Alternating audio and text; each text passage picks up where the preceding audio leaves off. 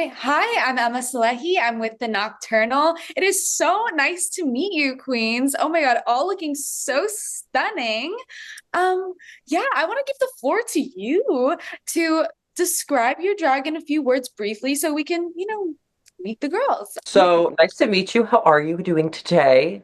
Good. I hope you're doing well. I mean, I'm feeling fresh, fabulous, and funky. And I think those are some words to describe my drag.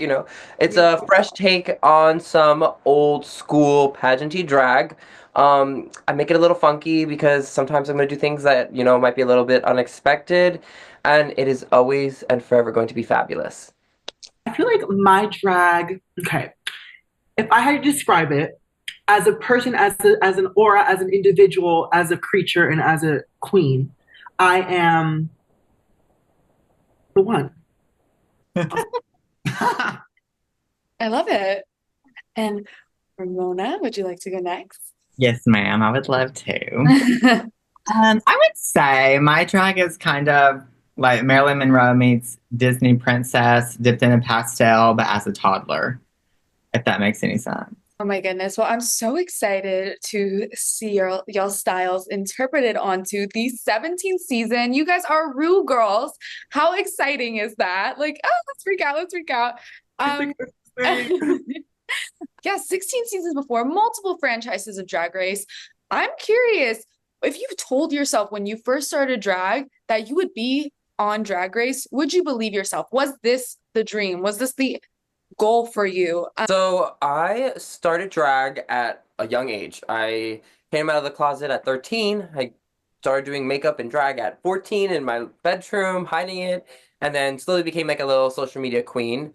Fast forward, 10 years later now, I would have expected this. I worked my damn ass off in every single aspect of that. I'm a business person through and through. I have now two LLCs, so we love that. And I'm so excited because drag for me is just a way to put all of the things that I love to do together. I'm a multifaceted, talented individual, if you will, and drag was just a way for me to do it all.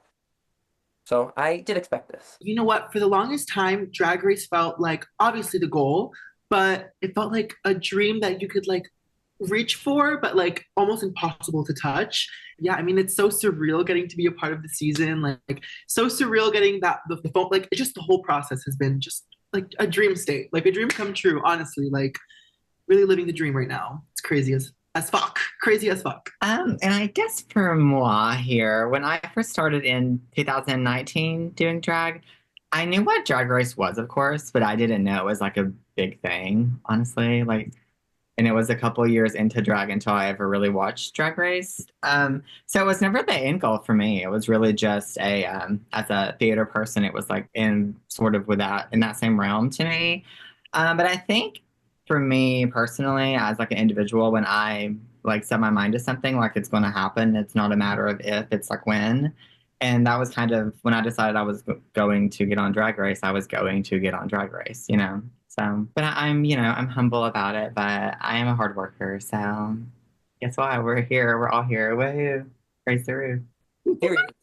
Hard workers for sure, so deserved. Seeing the teasers for this season, I was like, whoa, this is elevated. This is budget. This is everything. And for you guys going on to the show, were you nervous with, this new generation of drag with this new elevated series of Drag Race? Or were you like, I've got this? I want to know more about your mindset during preparation for the show. So, prepping for the show, obviously 17th season now, you have to think of ways, and not only 17th season of US, there are so many international franchises. So you have to think of new ways to be creative and stand out and be an individual. And sometimes that's hard when there's so many queens. Nothing truly is original nowadays. So you have to find things that you can somehow weave into a way to make your own and make it, I'm Italian, I talk with my hands a lot. I love So it. you have to figure out a way to like make a standout stamp on this show because there's 14 of us. You only get one chance, and you better make it happen. So a lot of preparation, mentally, physically, emotionally, all the above. Sure. And I feel like the preparation starts years before you even think of auditioning. Like, you know, going into Drag Race, you need to know how to sew. You need to know, you need to be able to dance. You need to be able to do comedy challenges. Like, there's so much that goes into just a single episode of Drag Race, let alone a whole season. So, like, the preparation cannot be done within the time that you get that call to going to film. So I feel like the preparation process between the call and filming was, for me, I don't know about the other girls, but for me, the most stressful part of the whole process. Like, actually being there was less stressful than the preparation of it and making sure you were fully prepared and like, just, you know, no one can really describe what being on Drag Race is like until you're there. Like, people can tell you their experiences, people can give you advice, they can give you you know, pointers and all that stuff, but until you're there, none of that shit, like, it just doesn't register. So I feel like the preparation part was definitely the most stressful, and yeah, crazy, crazy, crazy. I think, you know, what Crystal touched about with there being, of course, the US franchise, but then worldwide, especially like Drag Race Philippines, like they like elevate the runways every single time. I don't know if that's like that, but that like stressed me out. I'm like, oh my God, like we have to top that. But I think that that really is like the beauty and the magic of Drag Race is that it's this animal that kind of snowballs every season. And like we're inspired by season 16. And then the next season, they're going to be like inspired by us, like to elevate. And in closing, I would say it's a magical experience. And I think for me, the most stressful part was honestly the packing. The night before we flew out, I had to drive to Kentucky to get my costumes, like 6 different things, and I ended up my car breaking down, and I was like stranded for like 6 hours. So the packing thing was the most stressful for me because then I had to go home and pack like within an hour. But I only forgot one thing that I ever like really realized. So the blessing. After a whole season in 1 hour. Yeah. Girl, Yes. it took me 3 days. It took me 3 days, and I didn't do it. In my big like tote things, a lot of my stuff was just like wadded up. Like I got to get this in here. Like I brought everything. I brought all my pageant crowns. I don't really know why I did that, but I did. I'm like, I have to bring everything because I didn't have time to think. So I'm just like You getting just stuffed everything but the kitchen sink in a bag.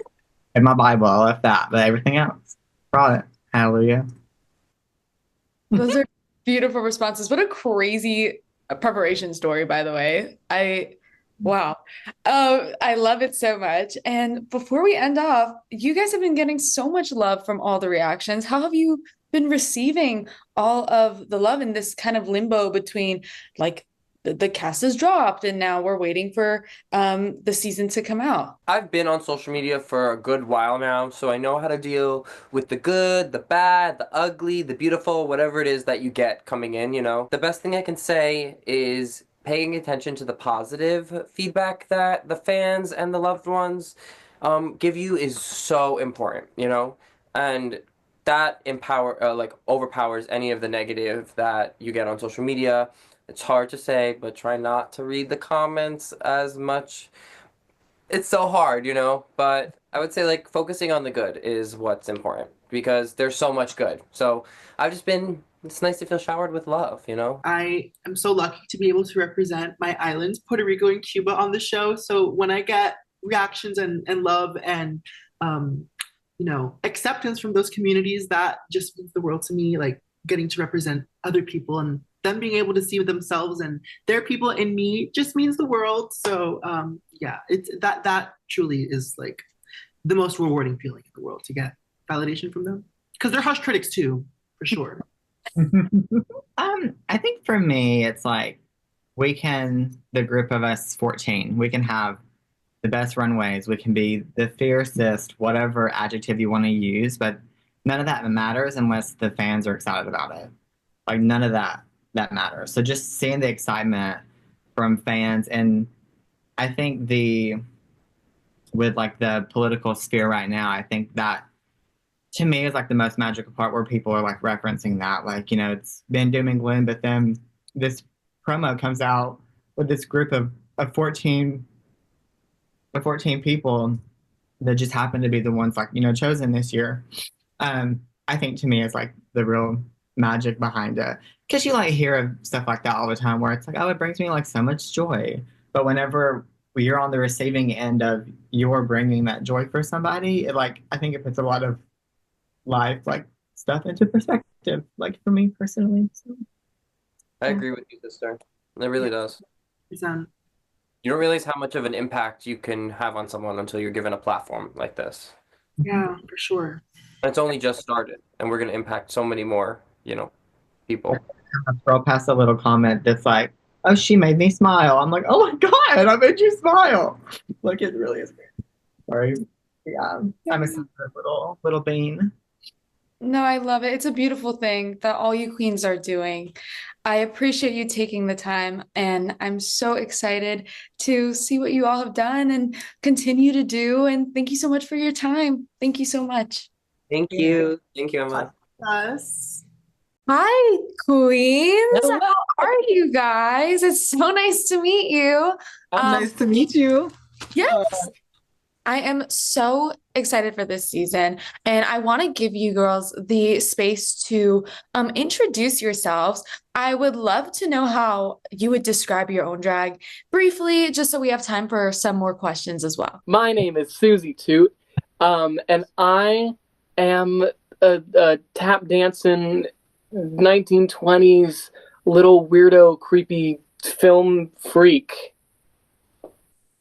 I There you love it. go. I love it. Hi, I am Lydia B. Collins, and I am the dancing diva of Pittsburgh.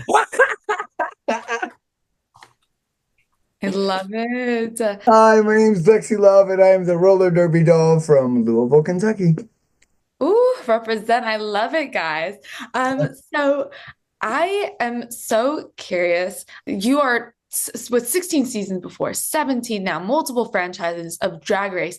How do you feel to be a part of the RuGirls lineup? And if you told yourself when you first started drag that you'd be on Drag Race, would you tell yourself like, hell yeah, like of course, this was the goal? Or would you be like, oh my goodness, I never expected this in a million years? When I first started doing drag, I was so like, I'm not doing drag to get on Drag Race. And that was true.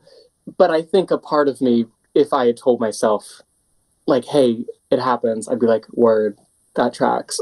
Because I'm a monster. I think that when I first started drag, I did sort of have the intent to do something big with it one day. I would always tell myself, I don't care what TV show I'm getting on. I'm getting on TV somehow. I'm doing it. So if I were to tell my younger self you were going to be on Drag Race, she would be like, it's about time.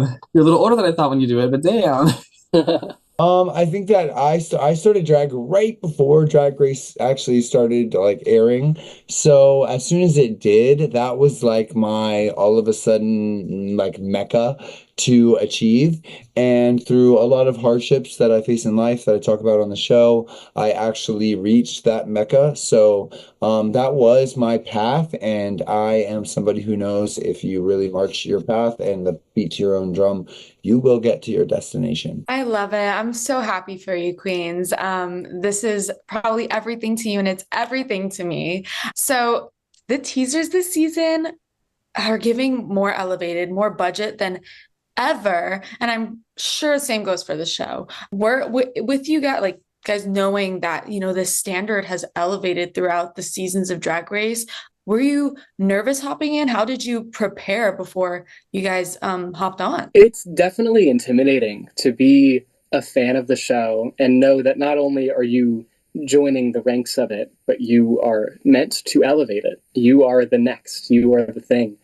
And I think all of us have such amazing, different, diverse, incredible styles of drag that it was bound to happen. It was bound to be fucking awesome.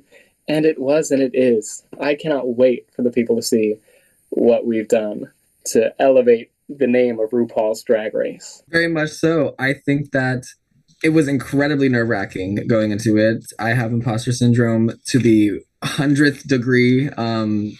So being there was very nerve-wracking, but I feel like you get caught up in your own mind whenever you think like, oh, I have to elevate drag to be on a Drag Race level. I think that you should be pushing to elevate, but I tried to not get too caught up on what had come before us because we are a completely new breed of queens. This season is unlike any other season. I can promise you that. For me, it definitely felt like, let's say, nervous needles in my belly all the way up until I walked in the building. And once I was in that safe space, I had like beautiful butterflies, and it was more just of an excited feeling that evolved. So it was a blessing to have that experience. Yay, and I'm so glad you guys are just so excited about everything, of course, and obviously. And I would love to know, as we end off, how have you guys been dealing with the reactions, like all the support and all the love that you're receiving? I'd love to know how you're just feeling at this current moment. It's so exciting. We're in a very cool like waiting period where it's now all of these sickening looks have come out and people are so excited to see us on the show, but they don't quite have that taste for who we are. So I've been having too much fun on Twitter trying to let the people into my sick, freaky sense of humor. And right now it's just play. Right now it's fun. And I'm so jazzed. Yeah, echoing with what Suzie said, it is just kind of like a big celebration. I feel like this entire season was like edging us, and then the release was like a giant cum shot, and now we are like out into the world and we are here, and it just feels so good. Lydia, aren't you supposed to say it feels like a big old wet douche or something? Listen, that's not my team. No, it's unreal. It's like I keep wondering who put a filter on all of my social media for only nice comments, because it is an unbelievable amount of just love and appreciation, and I'm like, where's all the haters? So I'm They're just coming. They're for that coming. to drop, They're right and here. I'm sure I'm going to be curled up in a ball with a tub of ice cream, and they'll have to come to my rescue. So. Oh, you guys deserve all the love. I'm so excited for season 17, and thank you so much for taking the time to chat. Yeah. Thank you. Thank you, so much. Emma.